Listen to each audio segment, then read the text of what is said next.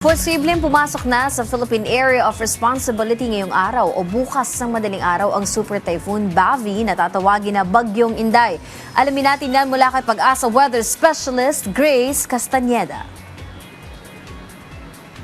Yes po, good morning.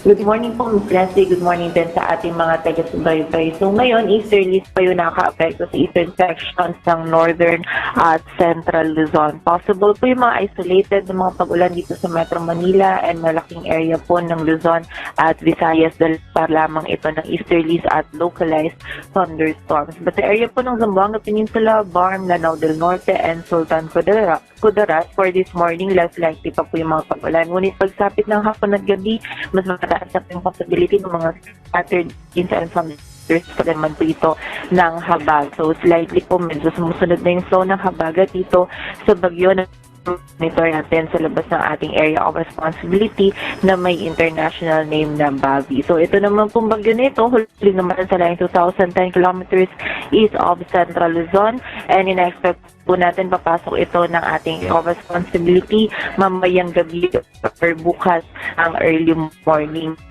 Gently with northwestward po yung magiging pagkilos nito. Hindi natin ina-expect na sa bahagi ng ating paan, ngunit dahil may kalakihan po yung radius niya, possible for yung signals for the northern and eastern sections ng northern land.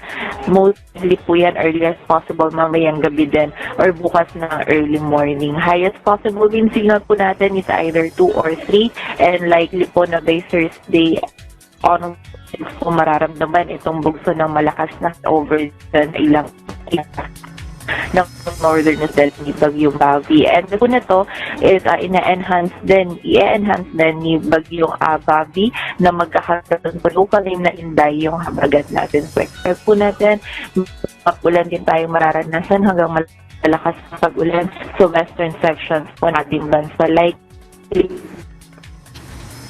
po yan wala bukas onward. So again, pag-iingat sa ating mga kababayan and paghahanda din po dahil possible po yung